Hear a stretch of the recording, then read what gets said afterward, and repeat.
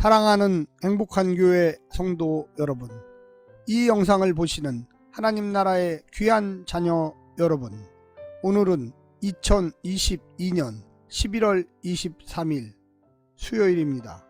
오늘 매일성경 본문에서는 페르시아 바사와 그리스를 간략히 언급한 후에 셀류코스와 프톨레미 왕조의 세력 다툼을 전자에 초점을 맞춰 기술합니다.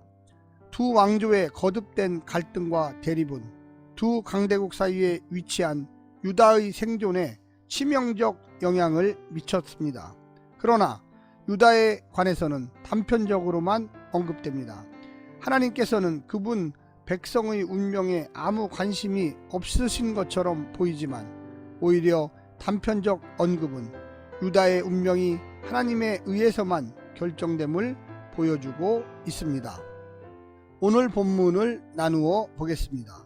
다니엘 11장 1절 역사적 소개, 2절 바사의 네 왕, 3절과 4절 알렉산더와 제국의 분열, 5절 셀류코스 1세, 6절부터 9절 안티오코스 2세와 셀류코스 2세, 파국으로 끝난 정략 결혼, 프톨레미 3세의 보복 원정, 셀류코스 2세의 실지 회복, 10절부터 19절 안티오코스 3세, 첫 번째 시리아 전쟁, 두 번째 시리아 전쟁, 안티오코스 3세의 영화, 안티오코스 3세의 종말. 오늘 본문 다니엘 11장 1절부터 19절 말씀을 듣고 다시 오겠습니다.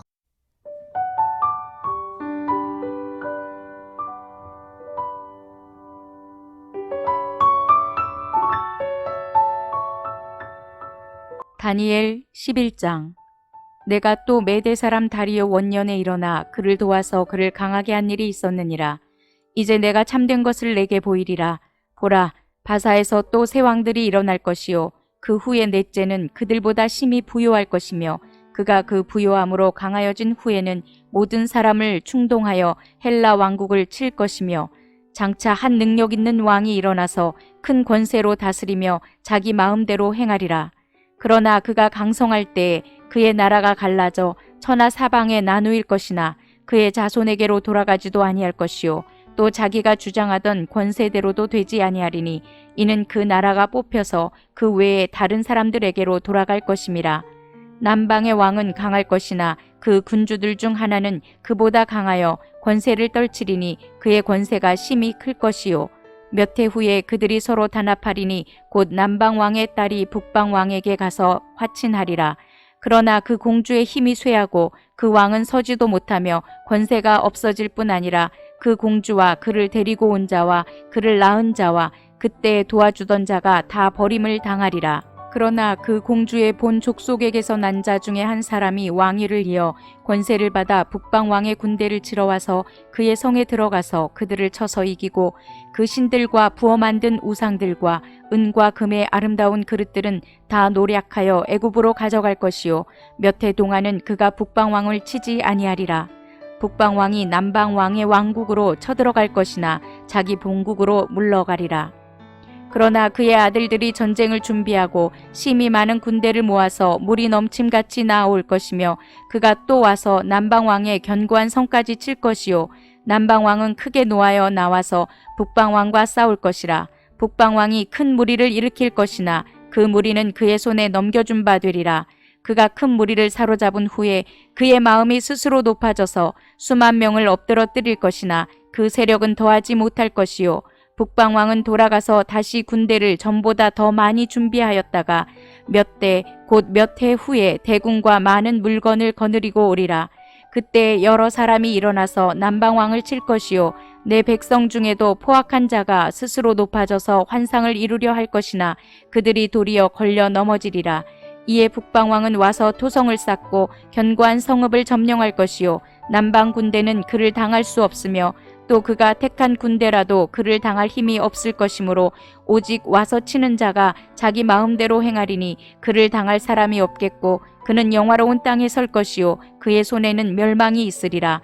그가 결심하고 전국에 힘을 다하여 이르렀다가 그와 화친할 것이요 또 여자의 딸을 그에게 주어 그의 나라를 망하게 하려 할 것이나 이루지 못하리니 그에게 무익하리라.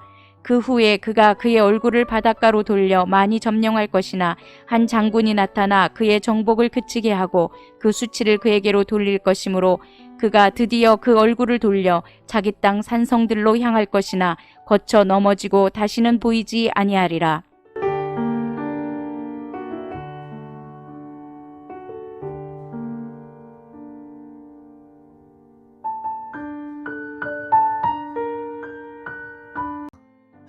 페르시아, 바사와 헬라의 역사에 관해서는 각각 한 절과 두 절로 아주 포괄적으로 언급하기에 별다른 지식 없이도 의미를 파악할 수 있지만 5절부터 시작하는 셀류쿠스 왕조와 프톨레미 왕조의 반목과 싸움에 관한 이야기는 그 시대의 역사적 지식 없이는 거의 이해가 불가능합니다.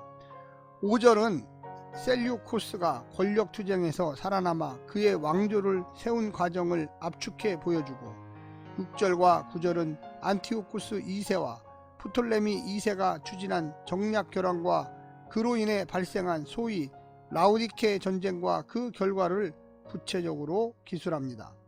10절과 19절은 셀류쿠스 3세의 왕위를 계승한 안티오쿠스 3세 주전 222년부터 187년에 관한 이야기인데 10절과 12절, 13절과 15절은 각각 안티오쿠스 3세의 첫 번째와 두 번째 시리아 전쟁과 관련한 말씀이고 16절부터 17절은 프톨레미 5세와 맺은 강화 조약과 정략 결혼과 관련된 말씀이고 18절과 19절은 그의 소아시아와 그리스 원정과 로마에 의한 파멸적 패배에 관련된 말씀입니다.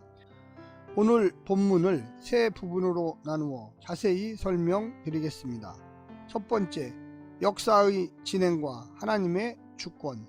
페르시아 시대부터 알렉산더 이후 셀류코스 왕조에 이르기까지 역사를 예언의 형식으로 전달하고 있습니다.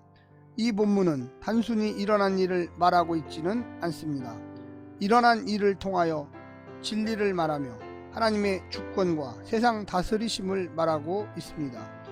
이를 통해 현재는 물론이고 일어날 일의 주권도 하나님께 있음을 믿어야만 했습니다. 신앙의 눈으로 세속의 역사를 평가하는 이 믿음의 안목을 배워야 합니다. 하나님 나라 해석학을 품어야 합니다. 해석은 선택의 문제입니다. 그리고 그 선택에는 책임이 따릅니다. 성경을 볼 때만이 아니라 세상을 읽을 때도 성령의 조명이 필요합니다. 두 번째는 인간의 나라, 한계의 나라. 페르시아가 강해 보이지만 그 시대는 가고 알렉산더 시대가 도래할 것입니다. 그토록 강력해 보이던 알렉산더의 나라는 그의 죽음과 더불어 네 조각으로 나누어질 것입니다. 세상을 호령하며 자기들 마음대로 룰을 정하는 강대국을 보십시오. 혼자 살고자 하면 자기는 물론이고 다 죽는다는 것을 누누이 보고도 똑같은 짓을 저지르고 있습니다. 그런데 하나님의 백성인 우리까지도 그들이 우리의 안전과 이 땅의 안전을 지켜줄 거라고 믿습니다. 세상에 강하고 대단한 나라가 있다 한들 결코 나라의 힘은 믿을 것이 못됩니다. 오늘날 그 어떤 열광도 우리가 의존할 대상이 아닙니다. 있다가 사라질 안개와 같은 존재들일 뿐입니다. 마지막 세 번째는 열강에 둘러싸인 하나님 나라. 이스라엘이 있던 팔레스틴은 애굽이든 아수르든 바벨론이든 페르시아든 어느 한 지역이 강해지면 다른 지역을 점령하기 위해 반드시 거쳐가야 하는 교량과 같은 지역이 있습니다. 따라서 늘 전쟁의 위협에 시달려야만 했습니다. 그들을 지키는 것은 창검이나 군대일 수가 없습니다. 이스라엘은 오직 하나님만이 지킬 수 있다는 나라입니다. 이스라엘 주변 나라들에게 이스라엘은 오직 지리적인 주교성만 있었지 전혀 위협이 되지 못합니다. 그렇게 역사 속에서 존재감이 없던 이스라엘에게서 하나님은 여전히 관심을 거두시지 않으십니다. 아무도 이 변방 이스라엘에서 온 세상을 구원할 메시아가 출현할 것이라고 생각지도 못했을 것입니다. 세상이 주목하지 않는 교회를 통하여 하나님은 당신의 나라를 이루고 계시하시고 또 이루실 것임을 우리가 먼저 믿어야만 할 것입니다. 사랑하는 성도 여러분, 오늘 하루도 말씀에 비추어서 자신의 삶에 나태함을 가하지 마시고 늘 깨어있고 늘 활력이 있고 늘 복음의 빚진 자로서의 삶을 사시기를 간절히 부탁드립니다. 오늘 하루도 승리하십시오. 샬롬.